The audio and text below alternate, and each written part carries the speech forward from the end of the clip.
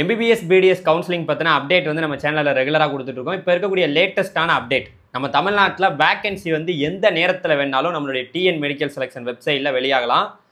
அதாவது 2 டேட்டை உங்களுக்கு போட்டேன்.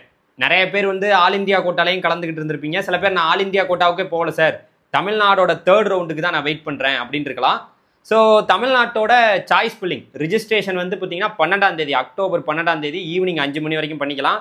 நிறைய பேர் தமிழ்நாட்டு மாணவர்கள் பண்ணியிருப்பீங்கன்னு நான் நினைக்கிறேன். சாய்ஸ் ஃபில்லிங் வந்து அக்டோபர் 13ஆம் தேதி ஈவினிங் 5 மணிலேருந்து அக்டோபர் 16ஆம் தேதி ஈவினிங் 5 மணி வரைக்கும் சாய்ஸ் ஃபில்லிங்கு.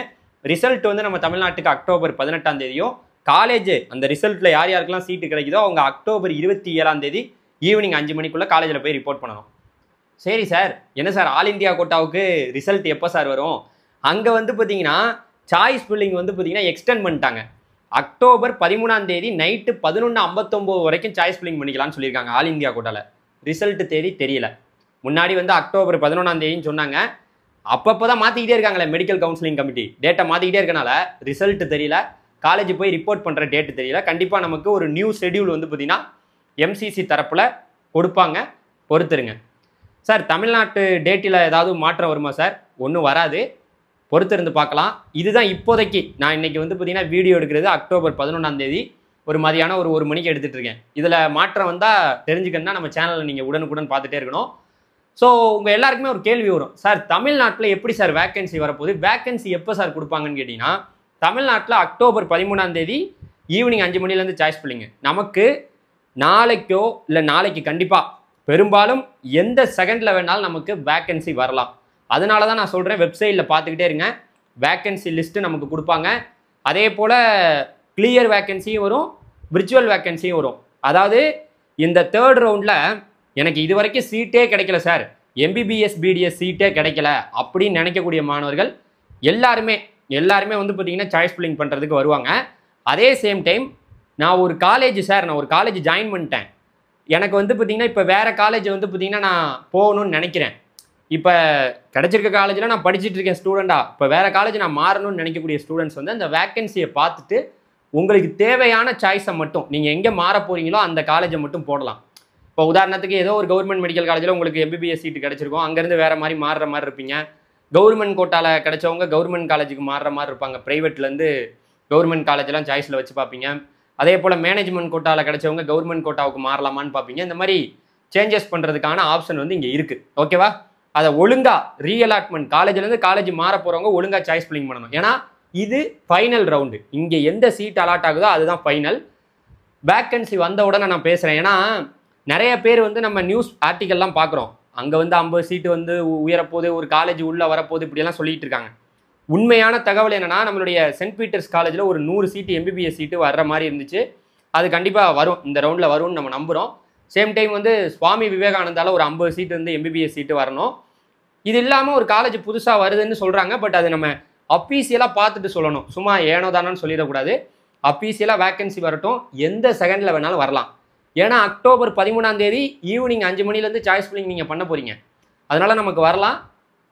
சேம் டைம் மாணவர்களுக்கு நான் சொல்கிறேன் என்னென்னா, 7.5 ரிசர்வேஷன்லேருந்து சீட்டு உள்ளே வர்றனால 7.5 reservation, government quota, management quota எல்லாத்துலேயும் அதோட இம்பேக்ட் இருக்கும். இம்பேக்ட்னா எல்லாத்துக்குமே சீட்டு வரும்.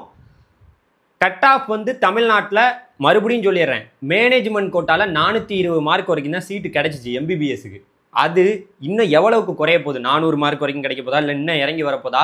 ஆனால் BDS நல்லா ஞாபகம் வச்சுங்க, நான் சொல்கிறேன், BDS நான் படிக்கணும் சார்னா தில்லா நீங்கள் வெயிட் பண்ணலாம். ஏன்னா ப்ரைவேட் காலேஜ்லேயே வந்து அவ்வளோ வேக்கன்சி வரப்போகுது.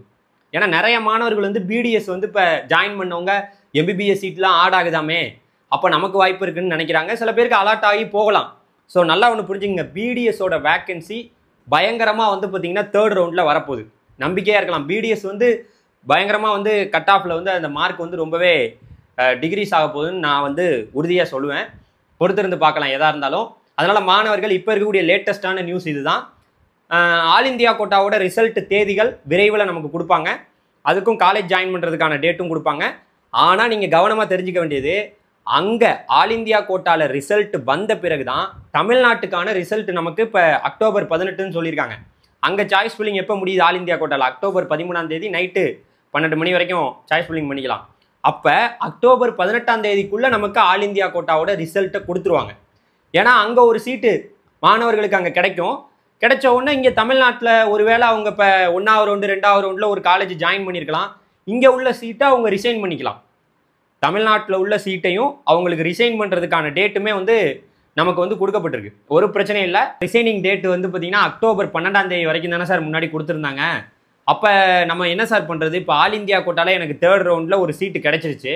நான் தமிழ்நாட்டில் 1வது ரவுண்டு 2வது ரவுண்டில் ஒரு காலேஜில் நான் ஜாயின் பண்ணிட்டேன். இப்போ ஆல் இந்தியா கோட்டா 3rd ரவுண்டில் எனக்கு கிடச்சிருக்கு பார்த்தீங்களா, அந்த இதில் நான் போய் ஜாயின் பண்ணணும். தமிழ்நாட்டில் 1வது ரவுண்டு 2வது ரவுண்டு சீட்டை நான் ரிசைன் பண்ணணும். அதுக்கு நான் என்ன பண்ணணும்னா அதுக்கான டேட்டை நமக்கு எக்ஸ்டெண்ட் பண்ணுவாங்க. ஆல் இந்தியா கோட்டாவோட ரிசல்ட்டு வந்து அதுக்கப்புறம் ஒரு நாள் எக்ஸ்ட்ரா நம்ம தமிழ்நாட்டில் ரிசைன் பண்ணுறதுக்கான டேட்டு வந்து கண்டிப்பாக கொடுப்பாங்க. நீங்கள் கவலையப்பட வேணாம். ஏன்னா நமக்கு டேட் வந்து பார்த்தீங்கன்னா இங்கே ரிசல்ட்டை பொறுத்து இங்கே ரிசைன் பண்ணுறதுக்கான டேட்டுமே எக்ஸ்டெண்ட் ஆகிட்டே இருக்கும். அதை பற்றியெல்லாம் நீங்கள் ஒரி பண்ண வேணாம். நிறைய பேர் வந்து இந்த ரிசைனிங் பற்றி ஒரு குழப்பமாக இருக்கீங்க. நல்லா ஒன்று புரிஞ்சுக்கணும். ஆல் இந்தியா கோட்டாவில் ஒரு பையன் 3rd ரவுண்டில் சீட்டு கிடச்சி அங்கே போகிற மாணவர்கள் இருக்காங்களா, அவங்க தான் ரிசைன் பண்ணுவாங்க. மற்ற யாருமே பண்ண தேவையில்ல. மற்றவங்க ஏன் பண்ண போகணும்? நம்ம தான் தமிழ்நாட்டில் ஒரு 3rd ரவுண்டில் நமக்கு ரீஅலாட்மெண்ட் இருக்குது. இப்போ நம்ம ஒரு காலேஜில் ஜாயின் பண்ணிட்டோம்னா அங்கேருந்து ஆட்டோமேட்டிக்காக நம்ம ரீஅலாட்மெண்ட்டில் மாறிக்கலாம். ஸோ ஆல் இந்தியாவில் கிடைச்சாதான் தமிழ்நாட்டில் ரிசைன் பண்ணணும். ஏன்னா இங்கே இருக்கக்கூடிய சர்டிஃபிகேட்லாம் வாங்கிட்டு போயிட்டு நம்ம இங்கே கொடுக்கணும்ல, கொடுத்து ஜாயின் பண்ணணும்ல, அதுக்காக வேற ஒன்றும் கிடையாது. ஏன்னா சில பேர் சும்மா இங்கே ப்ரைவேட் காலேஜில் பிடிஎஸ்ஸோ எது வேணால் ஜாயின் பண்ணியிருப்பாங்க. திடீர்னு இப்போ ஆல் இந்தியா கோட்டாவில் எங்கேயோ ஒரு இடத்துல அவங்களுக்கு எம்பிபிஎஸ் கிடச்சிருக்கலாம். அவங்க போய் ரிசைன் பண்ணணும். ரிசைன் பண்ணுறது எல்லாமே ஆன்லைனில் வெப்சைட்டில் லிங்க் இப்போ வரைக்கும் ஓப்பனில் தான் இருக்குது. நீங்கள் ரிசைன் பண்ணிக்கலாம், ஒரு பிரச்சனையும் இல்லை. இது யாருக்குன்னா இங்கேயும் கலந்துக்கிட்டேன் அங்கேயும் கலந்துக்கிட்டேன், 3rd ரவுண்டு இது 2nd ரவுண்டில் இங்கே 1வது ரவுண்டு 2வது ரவுண்டில் சீட்டை வாங்கி வச்சுருக்கேன், அங்கே 3rd ரவுண்ட்லேயும் வாங்கிட்டேன் அப்படின்னு நினைக்கிறவங்களுக்கு அப்படிங்கிறத புரிஞ்சுக்குங்க. போட்டு குழப்பிக்க வேணாம். ஓகே, வேறு ஏதாவது மேலும் உங்களுக்கு டவுட் இருந்தால் இந்த நம்பருக்கு கான்டாக்ட் பண்ணுங்கள். உங்களுக்கு ஹெல்ப் பண்ணுறதுக்கு நான் ரெடி. Thank you, by.